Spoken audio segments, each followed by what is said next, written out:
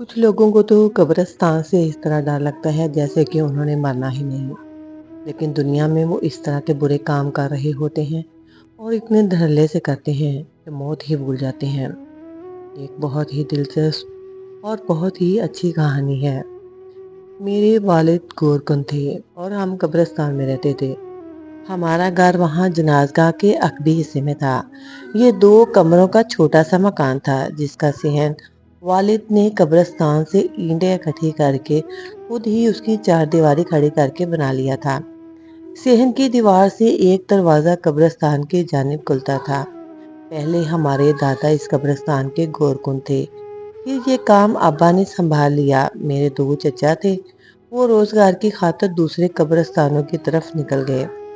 میرے والد کی شادی ہوئی تو وہ اپنی دلہن کو اسی گھر میں لے آئے جہاں ابا رہتے تھے۔ ہم 3 بہن بھائی تھے، اسی گھر میں پیدا ہوئے۔ لوگ کہتے تھے کہ قبرستان بہت ہی خوفناک جگہ ہوتی ہے اور یہاں آنے سے پہلے انہیں ڈر لگتا ہے، لیکن ہم تو پیدا ہی یہاں ہوئے تھے، قبروں کے بیچ کھیل کود کر بڑے ہوئے، اس لیے ہمیں قبرستان سے کوئی خوف محسوس نہیں ہوتا تھا۔ والدہ کو ابا کا گورکنی کا پیشہ پسند نہ تھا، لہٰذا انہوں نے مجھے پڑھانے کا عزم کر لیا تاکہ ہم اس ماحول سے باہر نکل سکیں، جبکہ ابا کو اپنا گھر پیارا تھا، اس وجہ سے نہیں کہ انہیں قبرستان بہت پسند تھا۔ دراصل وہ اس کام کے سوا کوئی دوسرا ہنر جانتے ہی نہ تھے، پڑھے لکھے بھی نہیں تھے اور شہر میں مکان خریدنا ان کے بس کی بات نہ تھی، اس لیے ان کو یہیں رہنا راس آ گیا تھا کہ اللہ تعالیٰ نے ان کی روزی اسی جگہ سے وابستہ کر دی تھی۔ یوں بھی ان کے بقول کہ یہ کوئی بری جگہ تو نہیں ہے، وہاں تو اتنی ویرانی سہی مگر نہایت پرسکون جگہ تھی، اور وہ ان کا خاندان کے قبرستان کے اندر بڑے سکھ چین سے رہتے تھے، کیونکہ انسان جہاں جس جگہ پر رہنے کا عادی ہو جائے پھر اس کو اس جگہ کی عادت ہی ہو جاتی ہے۔ یہاں نہ شہر کا شور و غوغا تھا، نہ آلودگی اور دھواں، اور نہ ہی پڑوسیوں کی جھک جھک۔ کوئی بن بلایا مہمان آ کر بلا وجہ پریشان ہی نہیں کرتا تھا۔ وہی عزیز و اقارب باتیں جنہیں ہم سے سچی محبت ہوتی تھی۔ ٹریفک کے حادثات کا ڈر بھی نہ تھا، ہر طرف ایک ہو کا عالم ہوتا تھا، ایسا پرامن سناٹا کہ اپنے دل کی دھڑکن صاف سنائی دیتی تھی۔ یہاں صرف نئی پرانی کچی پکی چھوٹی بڑی قسم کی قبریں تھیں جو کسی سے کچھ کہتی سنتی نہ تھیں، بس چپ چاپ اپنی اپنی جگہ سب پڑے رہتے تھے۔ یہاں امتحان کی تیاری بہت اچھی طرح ہوتی تھی، اگر کبھی کوئی گلہ ہوتا بھی تو اپنے جیسے زندہ لوگوں سے جو یہاں آ کر انسانیت سے گری ہوئی حرکتیں کرتے تھے، اور ابا ان کو دیکھ لیتے، اکثر کو تو نصیحت کر کے چھوڑ دیتے، کبھی کبھار تو ہاتھ بھی کسی کے جڑ جاتے تو وہ آگے سے کچھ نہیں بولتا تھا۔ ایک روز کا ذکر ہے کہ مجھے گھر کی مغربی دیوار کی جانب سے کچھ ایسی آوازیں سنائی دیں جیسے کوئی آہستہ آہستہ سے زمین کھود رہا ہے۔ میں اسکول کی کتابیں سامنے رکھ کر پرچے کی تیاری کر رہی تھی۔ ابا نے مجھ سے لالٹین لے کر دیکھنا چاہا کہ دیکھو کہ کون ایسا کر رہا ہے، اور وہ باہر چلے گئے۔ لالٹین کی روشنی مدھم تھی، رات کا وقت تھا اور وہ دبے پاؤں چل رہے تھے۔ انہوں نے دیکھا کہ ایک شخص ہمارے مکان کی جانب پشت کیے اپنے کام میں بہت ہی مگن ہے، اور اتنا مگن کہ اسے پتہ ہی نہیں چلا کہ اس کے پاس ابا پہنچ گئے۔ ابا کے قریب آنے کا احساس تک نہ ہوا۔ جب وہ اس کے سر پر پہنچ گئے تو دیکھا کہ وہ ایک لمبی داڑھی اور میلی جڑی ہوئی لٹوں والا بھکاری ہے۔ اس کا کاسا اور لاٹھی پاس ہی پڑے تھے، اور ایک گٹھری بھی تھی، گلے میں مالا تھی۔ ابا کو دیکھ کر وہ بھاگنے کی بجائے ان کے پیروں میں پڑ گیا اور رونے لگا اور بولا، اللہ کا واسطہ ہے تمہیں بھائی، مجھے معاف کر دو، میں ایک بہت ہی غریب بھکاری ہوں، اپنی 6 ماہ کی کمائی یہاں دفن کر رہا تھا کہ کوئی مجھ سے یہ اچانک لے نہ لے، کیونکہ تمہیں پتہ ہے لوگ تھوڑے سے بھی پیسے ہو تو چوری کر لیتے ہیں۔ اللہ کی قسم رات بھر اسی فکر سے نیند نہیں آتی۔ گٹھری کو سر کے پیچھے رکھ کر سوتا ہوں کہ کہیں کوئی چھین نہ لے۔ ابا نے کہا اگر تو سچ کہہ رہا ہے تو گٹری کھول کر دکھا، پہلے میں دیکھوں کہ اس میں کیا ہے۔ واقعی اس میں بہت سی ریزگاری اور کچھ نوٹ تھے۔ روپے والے سکوں کا تو انبار لگا پڑا تھا کیونکہ وہ ایک بھکاری تھا اور اس نے بہت سے سکے جمع کر رکھے تھے۔ ابا نے اس وعدے پر اس روز اسے چھوڑ دیا کہ وہ آئندہ اپنی رقم دبانے یہاں نہیں آئے گا اور نہ کسی قبر کی بے حرمتی کرے گا۔ کچھ دن تو خیر گزر گئے کہ رات کے سناٹے میں پھر ویسی ہی آواز سنائی دی۔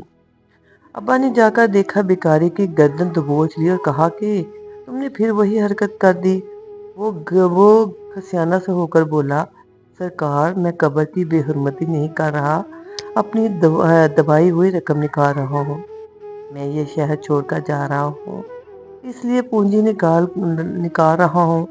وعدہ ہے کہ اب پھر کبھی آپ کو یہاں نظر نہیں آؤں گا۔ قبرستان میں رات کے وقت کبھی کبھی اتنا ہوگا عالم ہوتا تھا کہ کوئی لوگ چلہ کاٹنے والے اور عملیات کرنے والے بھی آ جاتے تھے۔ جادو ٹونے کرنے والے تو یہاں آ کر الٹی سیدھی حرکتیں کرتے رہتے تھے۔ کیونکہ ہمارا گھر پاس ہی تھا تو ہم ایسے لوگوں کو اپنی آنکھوں کے سامنے دیکھ لیتے تھے۔ ایسے مشکوک لوگوں کو میرے والد خوب پہچانتے تھے۔ اکثر کا کام تو صرف قبروں کی مٹی اٹھانا، پرانی ہڈیاں دبانا یا تعویذ دفن کرنا ہوتا، لیکن کچھ ایسے بھی دیکھے گئے جو بظاہر صاف ستھرے نظر آتے مگر چور و چکے ہوتے تھے۔ جرائم پیشہ تو قبرستان کو اپنی جنت جانتے۔ وہ اس گورستان کی ہولناکی کے اندر اپنے ہولناک جرم چھپانے آ جاتے تھے۔ ایسے بہت سے عجیب و غریب واقعات ابا کی یادداشت میں موجود تھے جنہیں سن کر حیرت ہوتی تھی۔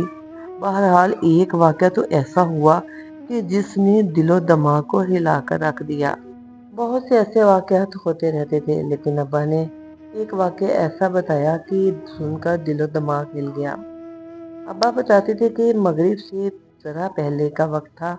وہ گھر کی دیوار کے پاس باہر چارپائی پر بیٹھے کچھ سوچ رہے تھے کہ ابھی اذان ہوگی تو اٹھ کر مسجد جائیں۔ اتنے میں انہوں نے دیکھا کہ سامنے کچھ فاصلے پر بنی قبروں کے پاس دو عورتیں نظر آئیں۔ دونوں نے برقعے اوڑھ رکھے تھے جو تمباکو نما تھے۔ ایک عورت ایک تازہ قبر کے پاس بیٹھ گئی جہاں کچھ اینٹیں پڑی تھیں اور دوسری عورت ابا کو چارپائی پر بیٹھے دیکھ کر ان کی طرف چلی آئی۔ اس کے ہاتھ میں آدھا سیر میٹھے چنے ایک کاغذ میں لپٹے ہوئے تھے۔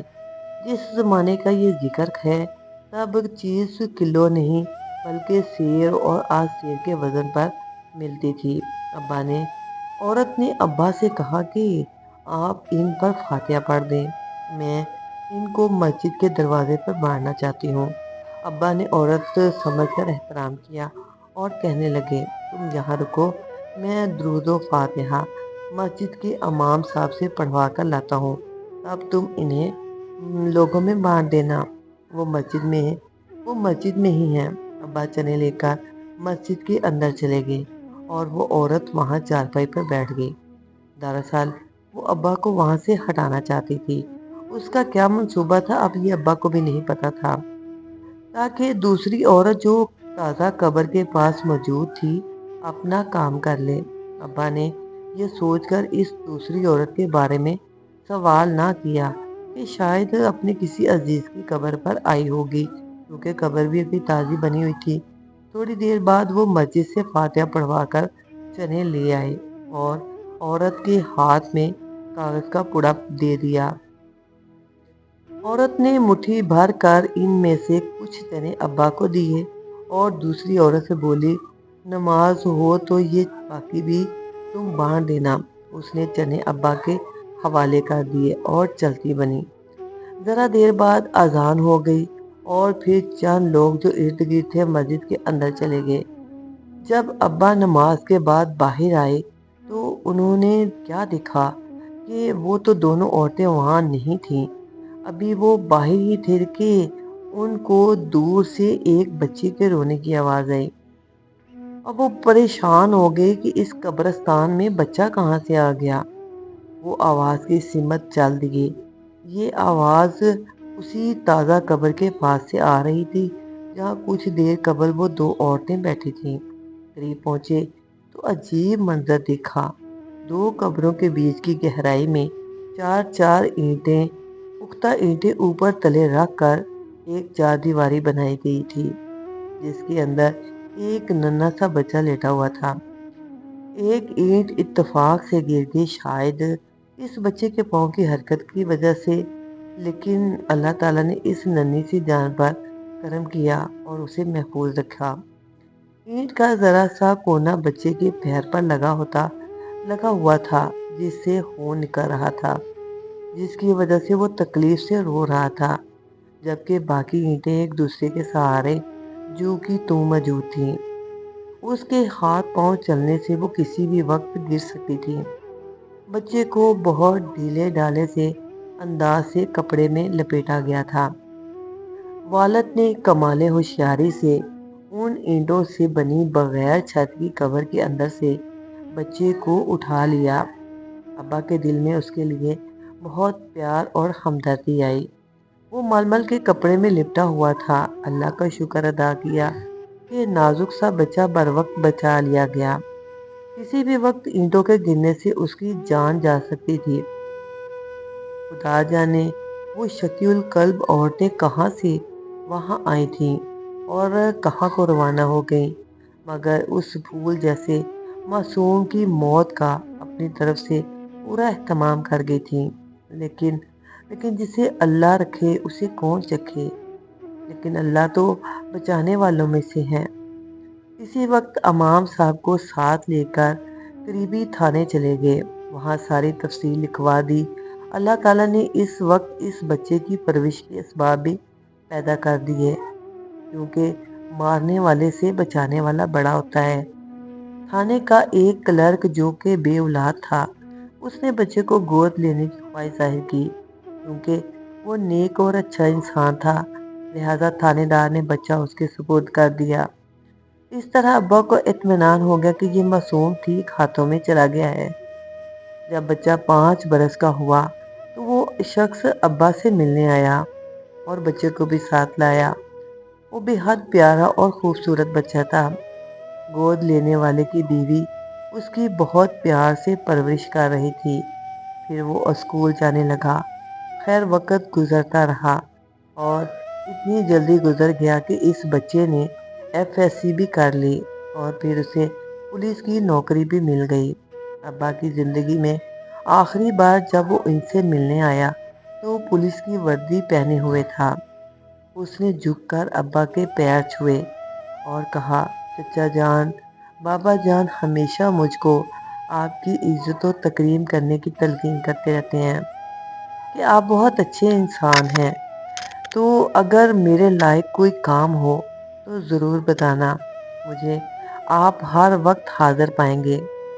جب بھی یہ واقعہ یاد آتا ہے تو سوچتی ہوں، نہ جانے وہ کون بد نصیب ماں اور بد کردار باپ ہوں گے جنہیں اس نعمت سے محرومی مقدر میں ملی۔ دنیا کی لعنت کے ساتھ ساتھ آخرت کے عذاب کے بھی وہ حقدار ہوئے۔ اللہ تعالیٰ سے دعا ہے کہ وہ اولاد صرف نیک لوگوں کو عطا کرے اور جو اس کی اس نعمت کی حفاظت کر سکیں اور شکر گزاری کے طور پر اس نعمت پر سربسجود رہیں۔ اولاد اللہ پاک سب کو دے اور اس کی حفاظت کرنے کی بھی دل میں محبت چاہت رکھے۔ اللہ پاک سب کی اولاد کو نیک کرے۔ ویڈیو اچھی لگی تو پلیز میرے چینل کو لائک کریں، سبسکرائب کریں، بیل آئیکن کو آل پر پریس کر دیں۔